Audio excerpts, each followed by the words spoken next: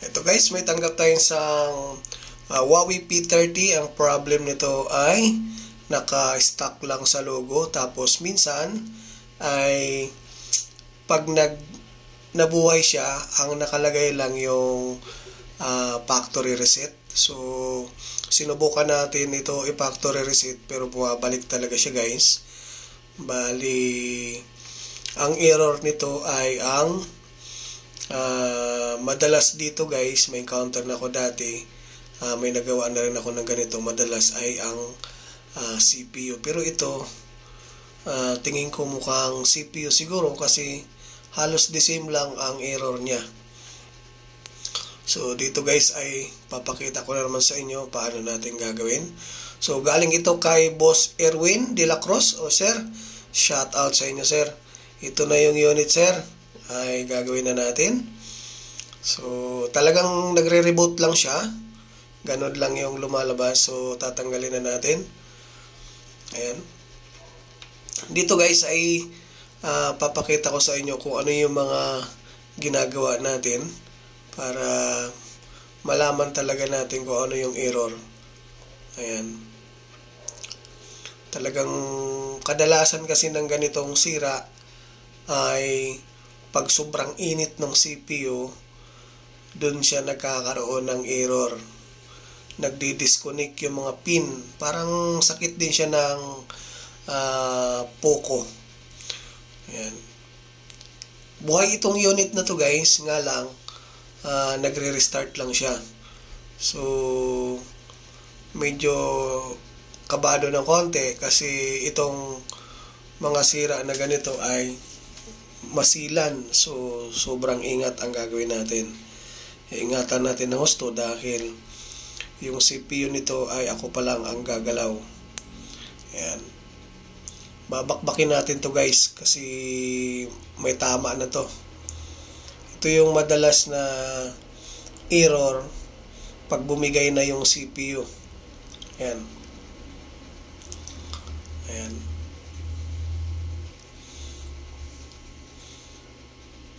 Gagamit tayo dito ng 350 degrees na init. Tapos yung hangin natin, lalakasan natin ng konti kasi para mabilis natin maangat yung CPU. Gagawin natin ng 25. Dating 23, gawin natin 25 para mabilis. Ayan. Dahan-dahan lang.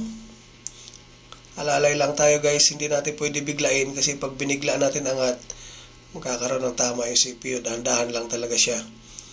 Ayan.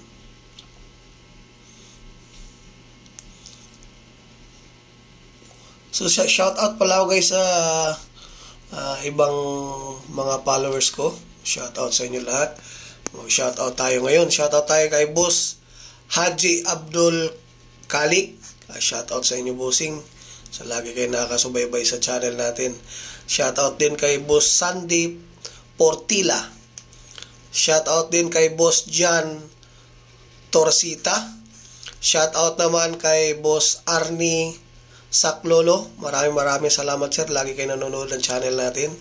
So I hope na makakatulong sa inyo yung mga solusyon na ginagawa natin dito. Ayan. Maglilinis muna tayo ng CPU para yung board para maganda ang pagkabalik. Kung bago kayo sa channel ko guys, huwag kalimutan mag-share, like at saka subscribe para lagi kayo ma-update sa mga bagong upload natin. Ayan. Medyo matigas na kaunti ito guys, kaya tatsagain lang natin. Ginamitan ko ng hot air para mabilis lumambot. Ayan.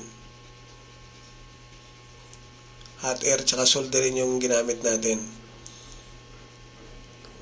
Ayan. Dati may nagawa ko nito, ano lang, ano ba yung sira nun? Parang Wi-Fi, tsaka na charging, pero CPU pa rin yung binira ko. gumana din. Nga lang, hindi natin pwede i-vlog dahil siyempre yung mga customer may mga privacy, ayaw nila. So, hindi ko naman ina-upload pag ganon. Ina-upload ko lang yun pag yung mga unit na okay sa may-ari. Katulad dito, ang ginawa ni Boss Erwin ay naglagay ng note na i-upload natin. So, bablog natin, kaya vlog natin to. Sa mga bago guys na nakakapanood, so I hope na makatulong sa inyo yung ganitong sakit. Nakatulala lang siya. Tapos pag nabuhay, lalabas yung factory reset.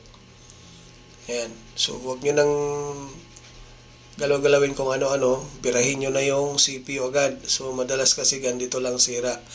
Nag-auto restart, nabubuhay, namamatay, ito rin siya guys. So marami na tayong nagawang ganito pero hindi ko mai-upload gawa ng kailangan natin ng signal galing sa may-ari kasi mahirap na. So iniiwasan natin yung may mga privacy, mahirap, baka tayo ay pagalitan. So, kailangan magtatanong muna tayo kung pwedeng i-vlog. Pwede nating i-upload yung video. Pero, lahat kasi ng gawa ko dito guys, naka-video talaga. Kasi hindi ako pwede na magawa na hindi naka-record. Naka-record lahat yan kasi para alam natin kung ano yung ginawa. So, may record tayo lahat. Kasi hindi natin maiwasan na mayroong customer na tamang duda. So, mas gusto ko yung laging naka-record para may ebidensya tayo. So, kung ano lang yung ginawa natin, yun lang ang dapat gawin.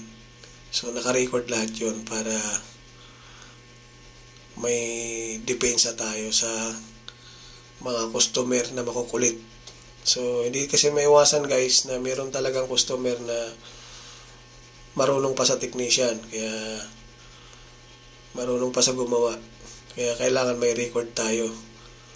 Yan. Kaya yung computer ko, punong-puno na ng video. Yan ang problema ko dito guys eh.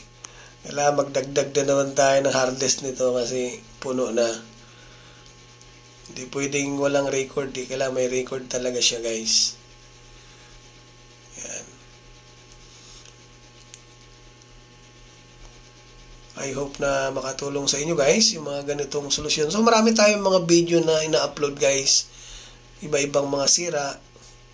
Kaya lang yung model na meron ng available, hindi na tayo nag-upload kasi para hindi naman maumay yung mga nanonood. Kailangan iba-ibang sira talaga siya guys.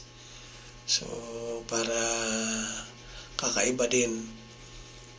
Yung mga minor na mga sira, hindi ko na ina-upload. Mga charging, mga charging port, charging pin, hindi na tayo hindi tayo nag-upload. Tsaka guys, yung iba, nagtataka sila bakit daw ang trabaho ko puro back na mga IC. Kasi wala daw akong mga gawa na bypass na mga password. Ang sagot ko dyan, hindi talaga ako nag-upload ng mga bypass na password. Pangalawa, hindi na ako nagso-software. Dati software ako.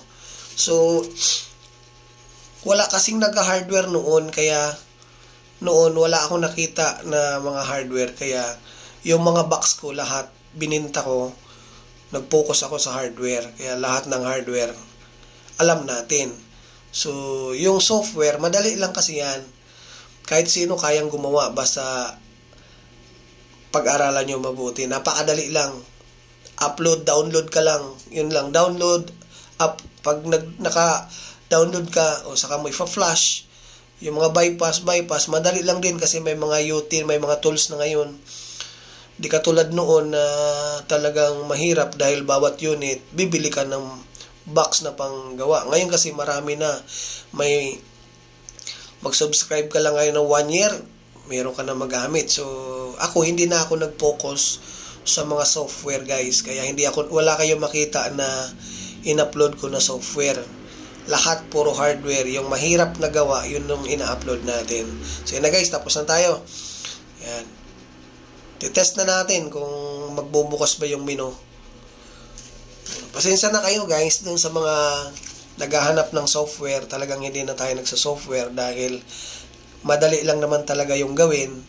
So, yung mga ginagawa natin dito, yung mga solusyon sa mga patay na unit, yung iba-ibang sira, yan ang nilalabas natin. So, yun na guys. Test na natin. Para malaman natin kung maglabas na yung menu. So, ang ginawa natin dito ay CPU lang. Nirebol natin. Ayan. I hope na makatulong ito guys sa mga kapwa natin, technician. Ayan. Nagre-restart lang ang sira nito guys. Ayun, lumabas na. Ayun. So, kung bago ka sa channel ko guys, patulong na lang, pa-share na lang. See you in the next video ulit. Maraming salamat.